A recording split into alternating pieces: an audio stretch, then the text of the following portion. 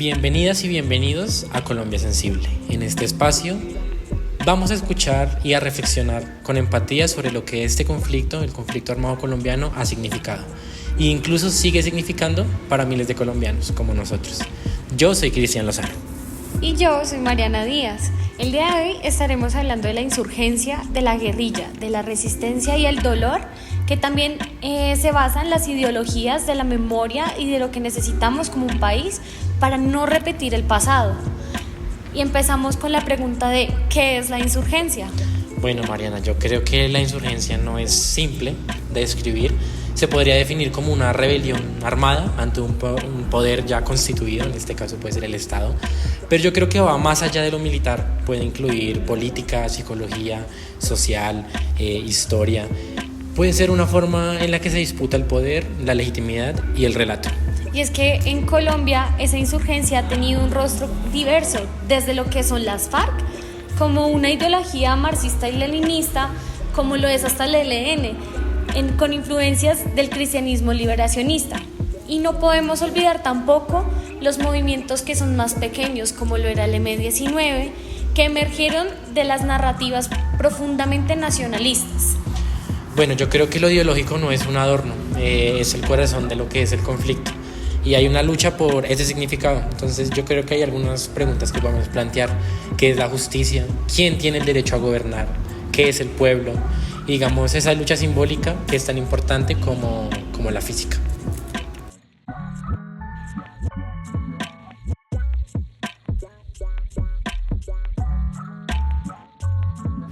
Bien, ahora nos encontramos en la sección 2, que es la contrainsurgencia y el Estado. Frente a esta insurgencia, el Estado suele responder contra insurgencia, pero ojo, que no solo se trata de la represión militar, también hay operaciones de carácter psicológico, está la propaganda y aquellas estrategias de cooptación social. Y aquí puede surgir una paradoja. La contrainsurgencia quiere, en principio, busca proteger la población, pero digamos muchas veces termina vulnerándola. Hay una delgada línea entre lo que es la protección, el control y entre el orden y la represión. Y es que no podemos dejar de lado el papel que tienen los medios. Como lo decía Giovanni Sartori en su concepto de homo videns, muchas veces la opinión pública es formada más por imágenes que por ideas. Y es que ¿cuántas veces vimos titulares que justificaban bombardeos en nombre de la paz?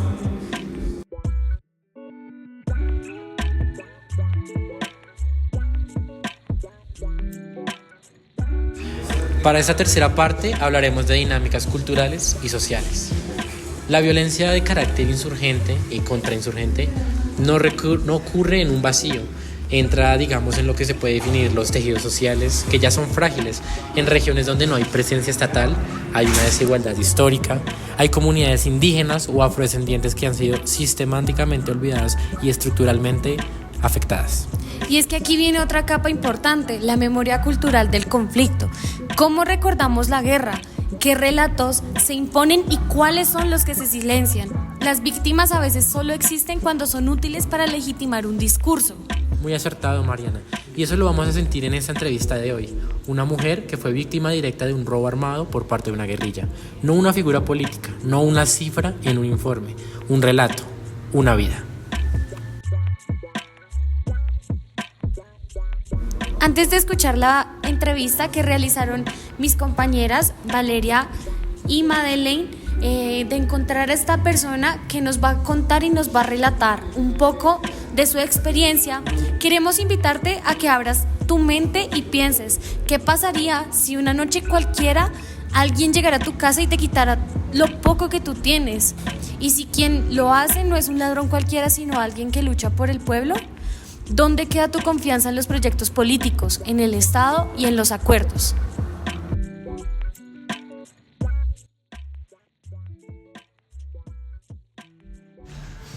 Hola, muy buenos días. Hoy nos encontramos con Laura Valeria Espinosa, con Madeleine Garzón, y quien nos va a ayudar a contar este relato, Paula Forero. Sí, entonces vamos a hacerle una serie de preguntas a Paula para que ella nos pueda comentar más o menos. Pues entonces la primera pregunta es: ¿a quiénes les pasó y qué edad tenías cuando ocurrió todo? Bueno, eso sucedió hace poco tiempo, eso fue este año. Estábamos realizando un viaje con mi pareja hacia Perú. Pues era un viaje que teníamos programado pues ya hace bastante tiempo, llevamos ahorrando mucho tiempo para poder realizarlo. Realizamos todo el viaje hasta Perú, ya íbamos de regreso y cuando veníamos de regreso, ya un día de llegar acá a nuestra casa como tal, en una vía de Colombia, la guerrilla nos detuvo y pues nos hizo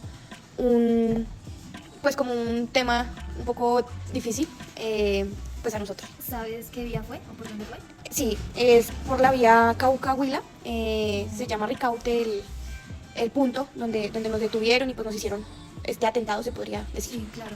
¿Fueron ustedes dos solos o con alguien más? Solo íbamos los dos del viaje en la moto. ¿Y reconoces a qué grupo guerrilla fue? Pues la policía, porque nosotros realizamos la denuncia y demás, nos dijo que pues esa zona era de las FARC.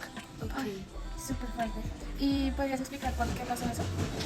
Bueno, digamos que nosotros, mi pareja ya había pasado por ese camino hace unos años, no había ocurrido nada, y pues digamos que nosotros nos confiamos un poco de preguntarle a los lugareños, a las personas que vivían cerca cómo estaba la vía, porque muchas personas sí nos decían que pues era una zona un poco peligrosa y demás, pues porque estaba en dominio de este grupo armado, pero pues nos dijeron que si pasábamos temprano y demás no iba a suceder nada, entonces pues nosotros pasamos y pues sí pasó algo.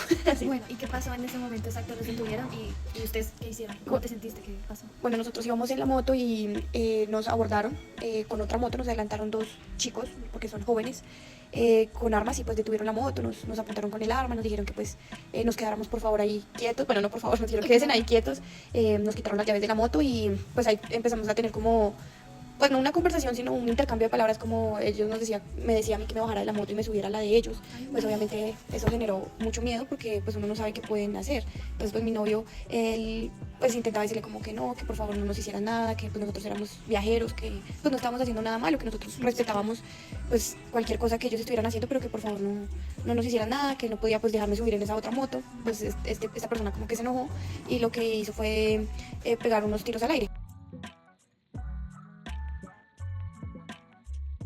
No estaban jugando, que pues esto era algo real. Entonces pues ahí nos asustamos y pues dentro de todos los nervios que habían pues se lograron convencer como de que no me hicieran bajar de la moto y él se subió a la moto con nosotros, a la nuestra. Sí. Y pues mientras nos apuntaban con el arma y el otro señor iba detrás con la otra moto también con el arma, pues nos empezaron a decir que pues hiciéramos lo que ellos dijeran. Entonces nos empezaron a subir por un puente, ya después digamos averiguando, sabemos que ese puente lo que hace es dividir el Cauca del Huila. Sí. Entonces pues nos llevaron para la zona del Cauca, que pues sabemos que el pueblo se llama Ricaute, ahí ya pues nos empezaron a subir, obviamente pues a uno se le pasan muchas cosas por la cabeza porque uno no sabe qué quieren, ¿sí? Entonces nosotros pensábamos pues si quieren la moto pues ya no la hubieran quitado o pues no sé, que nos secuestraran. ¿Fueron a reclutar? Sí, los estaban direccionando hacia un lugar.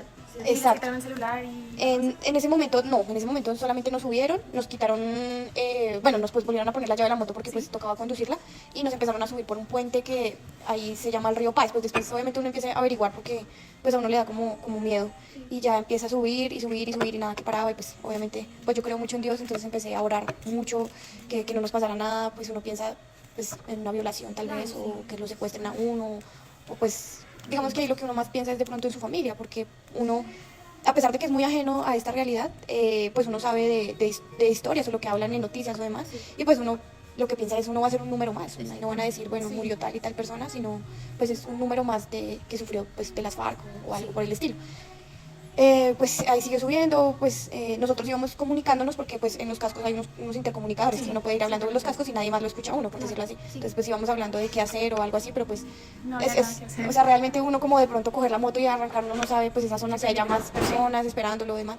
Entonces pues bueno, se logró pues como, no, calmarnos no. Realmente nosotros nos pararon ya cuando íbamos como en un caserío y ahí nos pararon y mientras estábamos ahí empezó a bajar de más arriba del monte una camioneta negra, súper lujosa, pero pues sí, con vidrios negros, todo. Y pues el susto porque no decir para qué llaman esa camioneta, sí, o sea. Entonces bueno, ahí ya llegó la camioneta y entonces ellos bajaron los vidrios y habían ocho hombres, pues vestidos como... Pues sí, militares, pero pues... ¿Y tenían alguna insignia? No tenían ninguna insignia. ¿Ningún distintivo? No tenían ¿Y distintivo. encapuchados? No, súper normales, solamente con sus trajes y pues con fusiles y chalecos como con cositas. Yo creo que eran bombas. La verdad uno pues como que se asombra de solamente ver las armas grandes, pues es impactante.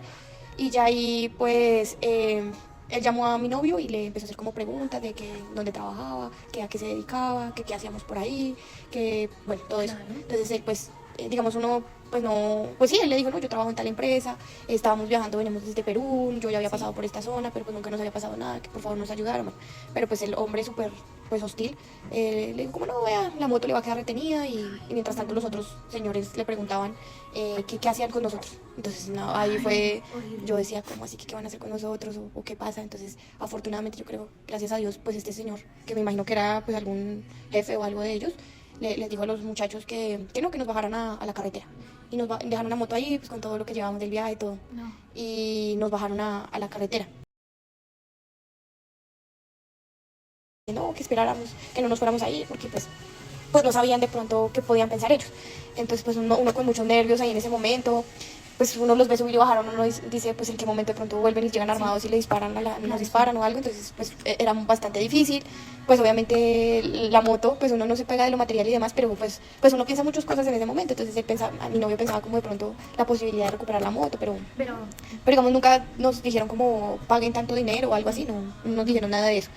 Y ya, pues ahí se nos acercaron unos de la Guardia Indígena, y pues a mí me dio más miedo, la verdad, porque yo dije, pues no sé quiénes son ellos, tal vez estén también con ellos, o pues, bueno, uno piensa muchas cosas, o si se arma de pronto un tiroteo o algo, pues no es como lo más chévere, ¿sí? Entonces, pues ellos como que no, que nos iban a ayudar a bajar la moto, pero pues la verdad a mí me dio mucho miedo, yo les decía que pues la verdad mejor no, que nosotros nos queríamos ir y todo eso. Y pues otro señor de la Guardia Indígena también llegó ahí, pues nos dijo que la verdad él sí no nos iba a ayudar porque pues él ayudaba a su gente, a los del pueblo, y que nosotros éramos turistas y pues que él no iba a tomar ese riesgo.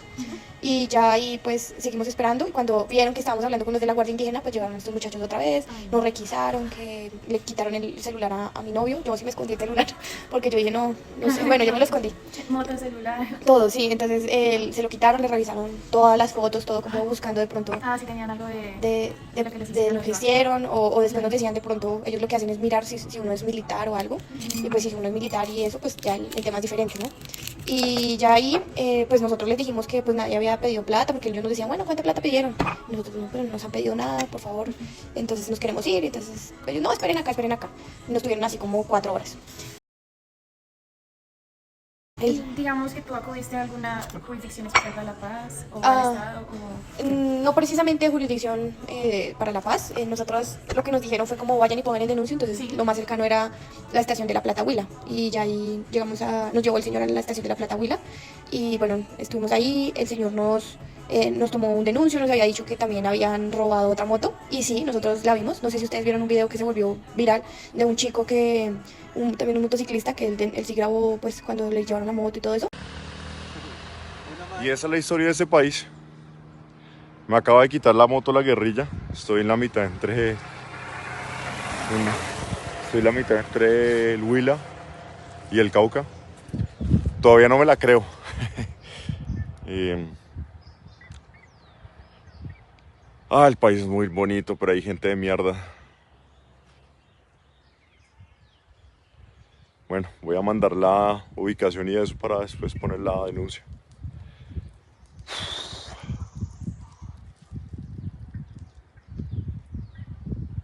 Salió noticias y todo eso.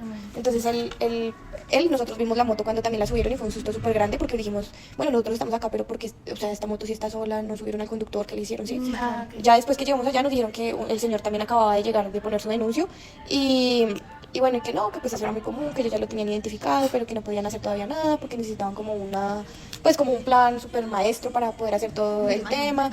Pues nos tomaron las denuncias, nos mostraron fotos de los señores, efectivamente sí eran los mismos, pues ellos ya los tenían identificados, ellos fueron los que nos dijeron que eran pues de las FARC y demás, pero pues obviamente el choque es muy grande porque es como, o sea, ya los tienen identificados y demás, pero pues no hacen nada, o no pueden hacer nada, no sabemos. Porque incluso dentro de la carretera, cuando nos llevaban a La Plata, había un retén de militares. Y ellos como que nos decían como sí, pues que lo lamentaban, que sucedía muy seguido y que pues lastimosamente ellos no podían meterse allá porque pues los mataban, entonces sí, claro. sucedía así. Una estrategia para desmantelar, pero eso es súper difícil y le tomó mucho tiempo. Entonces estuvimos ahí pues siempre como unas 3 horas dentro de la estación, pues que nos tomaran la declaración y todo lo demás, pero obviamente con mucho miedo como que tal estén por allá afuera o algo así. Sí. Entonces un familiar de nosotros vivía cerca entre comillas, como a 3 horas, y entonces él fue el que nos fue a recoger, pero obviamente los nervios porque ya era de noche, era como las 7, 8 de la noche para que nos fuera a recoger, pues daba mucho miedo también con ellos porque iban en su vehículo y todo lo demás. Entonces bueno, ya nos dieron la denuncia en la fiscalía y ya pues nos fuimos con nuestro familiar y ya, pero obviamente es muy feo porque pues te quitan todo, ¿no? Te quitan todas las cosas que te pertenecen, tu ropa, entonces tú quedas como a la deriva y pues es feo. Entonces también quería preguntarte qué significaba para ti reparar más allá de lo económico. Para mí reparar es pues digamos que brindar realmente seguridad porque o sea el paisaje es súper lindo, o sea lo que vimos en esa carretera era maravilloso porque era el bosque andino, entonces uno dice por qué tener que perderse esos espacios que pues nos pertenecen como colombianos y por qué no poder tener la seguridad de hacer este tipo de cosas, de viajar, de hacer otras cosas en donde no estamos haciéndole daño a nadie.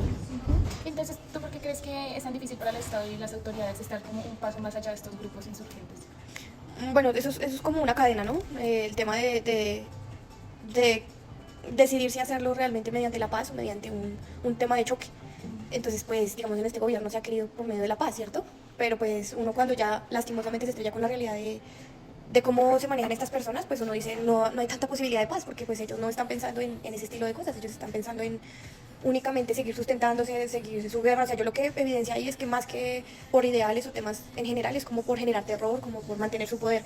Entonces, lastimosamente yo lo que vi es que no se puede mediante la paz, o sea, toca combatirlos como tiene que ser, aplacarlos, mantenerlos ahí, porque no se pudo mediante la paz, y digamos, ellos están en esas zonas por tema de narcotráfico, seguir manteniéndose, hacer este tipo de acciones, lo que buscan es seguir teniendo plata para mantenerse, entonces...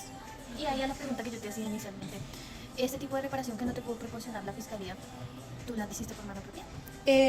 Digamos que nosotros si buscamos la manera, o sea, guardamos la esperanza de querer recuperar la moto, primero porque pues, o sea, es una moto donde nos costó a nosotros trabajar para conseguirla, comprarla y adicional a eso, pues, digamos que las cosas materiales a veces también tienen una historia, entonces pensar que nos llevó hasta Perú y pues deja amargo el final de ese sueño que teníamos, ¿cierto? Entonces, cuando vimos la oportunidad de poder recuperarla, no puedo contar mucho al respecto, pues como por respeto a la manera que se logró, pues digamos que ellos lograron decirnos qué suma querían y pues sí, tocó pagarla para que nos devolvieran la moto, que afortunadamente no la devolvieron porque pues eso es un voto ahí de fe que uno tiene con Dios de que se nos va a devolver, y pues esa persona que nos ayudó pues nos hizo el favor de volverla a dejar allá en la Policía de La Plata y ahí ya nosotros la volvemos a recuperar. Sí, digamos, para mi novio siento que ha sido un poco más complejo el tema, pues, porque, pues, era más que todo su moto, sí, el dinero, todo, entonces para él fue como más choqueante el tema. Yo he intentado como dejarlo atrás y agradecer mucho que no nos toca vivir esto todos los días, pero las personas que están allá y lo viven todos los días, ¿qué? Sí. Entonces ahí va el punto de decir, yo como persona lo puedo perdonar porque no lo estoy viviendo todos los días, que hay recuerdos y hay tristezas y frustraciones que uno dice, que, perdón la expresión, pero qué mierda, ¿por qué sucede esto? Pero las personas que lo hacen todos los días no siento que puedan perdonar. O sea, ¿cómo hacen para perdonar? Digamos, si tienes que dejar tu casa, por ejemplo, tu terreno, tu ganado, y se tienen que ir para otro pueblo a vivir una vida totalmente diferente. Pero a ellos creo que desafortunadamente les toca perdonar. Sí, les toca, digamos, seguir la vida y lo que te digo, o sea, así fue con una moto que claro, para nosotros es súper valiosa, pero uno piensa en las personas que les toca pagar vacuna para trabajar. O sea, sí o sí te toca, si no pierdes algo tan básico como poder trabajar, la gente que tiene que dejar su casa con familias enteras, la gente que pierde un familiar. Entonces es como, pues pucha, sí, perdonemos, pero ¿qué tan fácil es perdonar? Y siento que las víctimas, más que cualquier cosa, o pues quiero pensarlo así, de tema económico, que es súper importante, porque se lo merecen y porque están perdiendo algo que ellos trabajaron y ganaron, es también perder la seguridad de que va a haber un cambio, o sea, de que va a haber una solución profunda.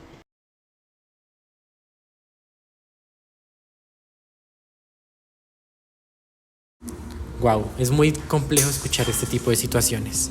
Cuando escuchamos este tipo de historias, la palabra paz se vuelve más compleja. ¿Qué es la paz en un país donde la justicia tarda décadas o nunca llega? Y es que la resolución de conflictos, como lo estábamos viendo en las clases, no solo se trata de negociar con una firma, es transformar las condiciones de generar el conflicto, la pobreza, exclusión, la falta de participación política que tenemos, y todo esto se construye con las víctimas y no sin ellas. Mari, yo creo que los que están oyendo piensen con nosotros. ¿Es posible una paz sin verdad? ¿Puede un acuerdo silenciar el dolor sin transformarlo? Y ya, ¿cómo se repara esa confianza que ya ha estado rota todos estos años?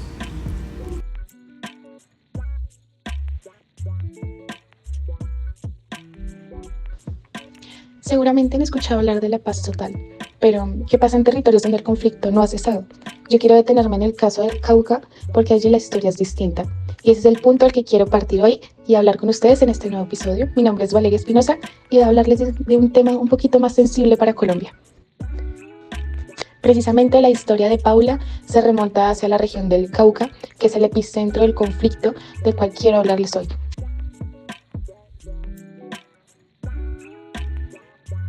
Quiero conectar la historia de Paula con tal vez una promesa incumplida llamada la paz total. Basta con mirar hacia el suroccidente del país, el Cauca, una región rica en recursos naturales, como le decía Paula, en hermosos paisajes, pero es uno de los epicentros más violentos del conflicto armado. ¿Por qué? Porque en el Cauca se cruzan todos los integrantes del conflicto colombiano.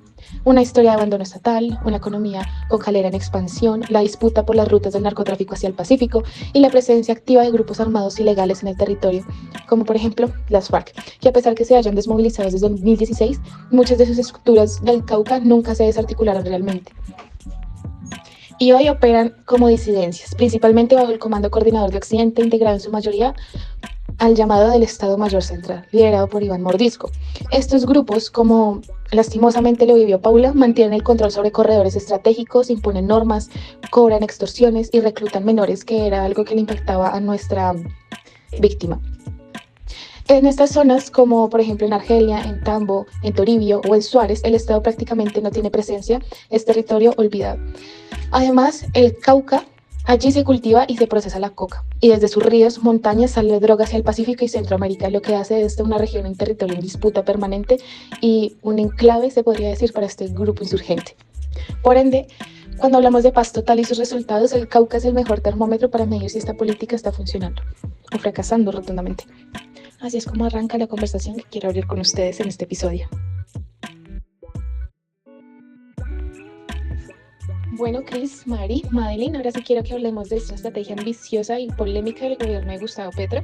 Me gustaría que al final de este episodio ustedes nos comentaran qué es lo que opinan después de escuchar a una víctima, después de ver todos estos picos de violencia y falta de presencia del Estado en el país, a ver si le ven futuro a esta estrategia de la paz total.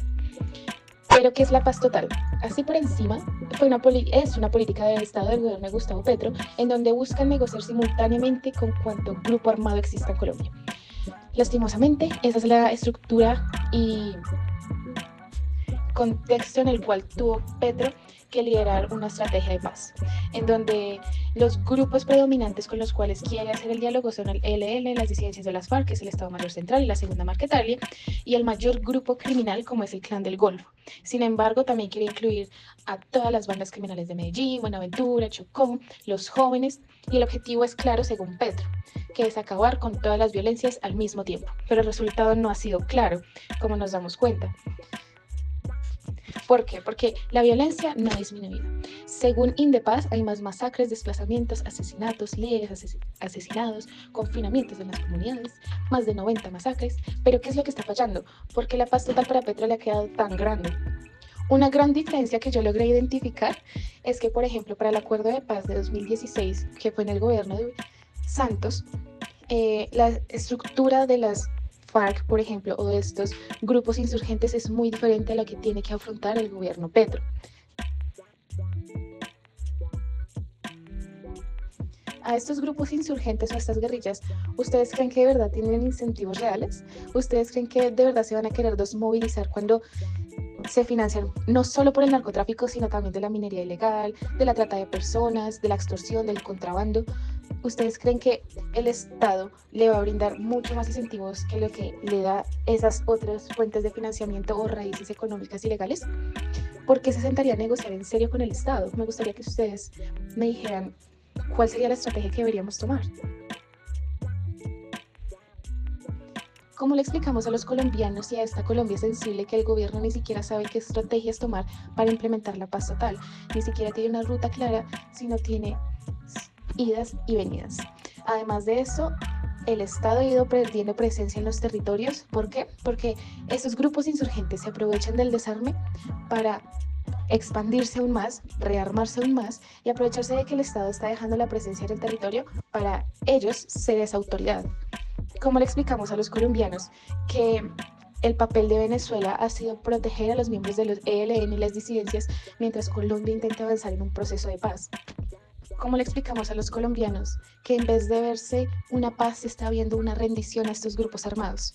Que se siente esa sensación de abandono estatal, especialmente en estas regiones más golpeadas como el Cauca, que el ejército se ha visto debilitado en su capacidad de acción y que los grupos ilegales han ido ganando tiempo y territorio. ¿Cómo le explicamos a los colombianos que pierdan el miedo cuando el propio gobierno se les siente su miedo a estos grupos insurgentes?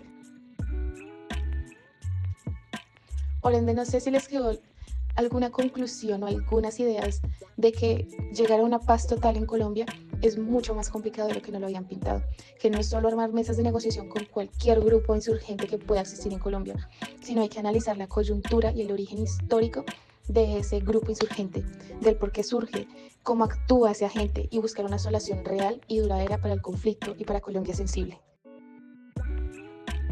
Para finalizar un poco la crítica a la paz total, quisiera decirles que el problema es la estructura social o la estructura del Estado.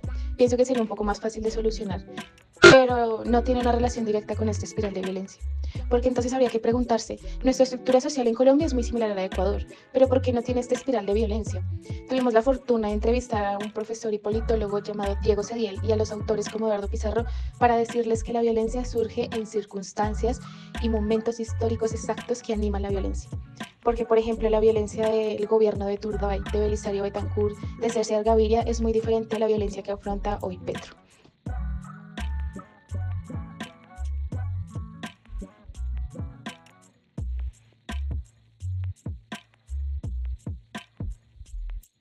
Profe, ¿qué condiciones estructurales facilitaron el surgimiento de grupos insurgentes en Colombia?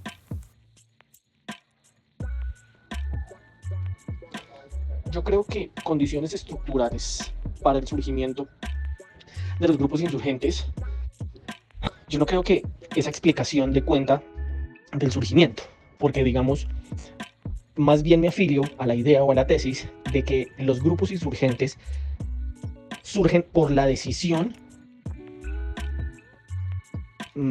casi que bien meditada, analizada, intencional, voluntaria y por supuesto que concienzada de buscar salidas y alternativas a los problemas sociales por medio de la violencia. A lo que voy es que yo no considero que las estructuras sociales produzcan violencia o que las estructuras, que los esquemas institucionales de las sociedades produzcan grupos insurgentes. ¿Por qué? En el entendido de que son los actores de manera individual, voluntaria y decidida los que optan por la violencia y por las armas para subvertir, reformar, alterar, cambiar si se quiere, o hasta ejercer la revolución por medio de la violencia. Entonces lo que yo considero es que más bien las estructuras son condiciones, eso sí, es así, las condiciones que pueden ser gravosas, que pueden generar algún tipo de inconformidad, en específico las estructuras políticas, que pueden alterar la armónica relación entre los gobernantes y los gobernados, pueden ser más bien, es así, circunstancias que animen, que aceleran y que profundizan el ejercer la violencia para cambiarlas. ¿Y puede haber paz sin justicia y sin reconocimiento del daño?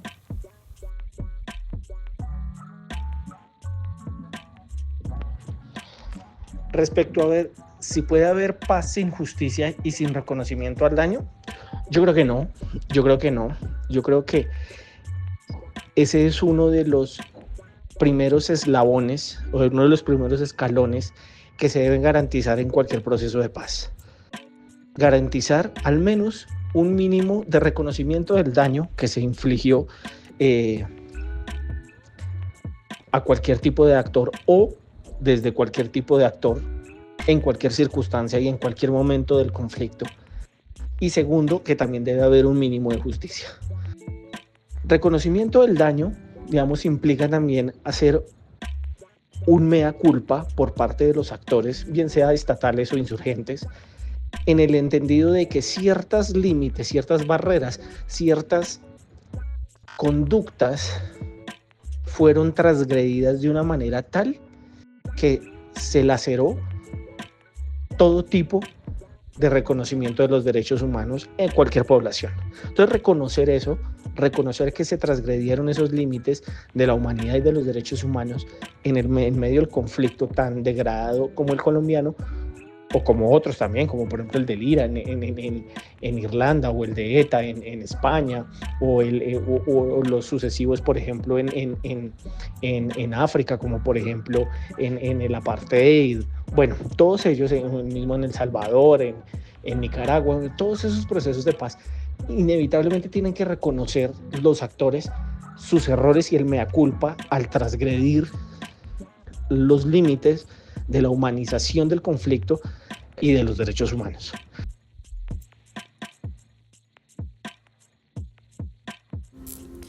Hoy escuchamos una historia que no estaba escrita en los libros de historia, una historia que no se cuenta con cifras ni con bandos. Es la historia de una mujer, de una comunidad, de una herida, y aunque parezca pequeña esa historia, también es Colombia. Hoy nos dimos la oportunidad de hablar de insurgencia, de guerra, de ideologías, pero lo que más duele no son las armas. Yo creo que lo que más duele es el silencio que queda cuando ya no hay a quien reclamarle, cuando la memoria se vuelve incómoda o se vuelve olvido, se normaliza. Y es que la paz que soñamos los colombianos no es una bandera blanca, es una paz que se construye preguntando, escuchando y de cierta forma incomodándonos. Una paz que parece más a una conversación honesta que a una firma de un papel.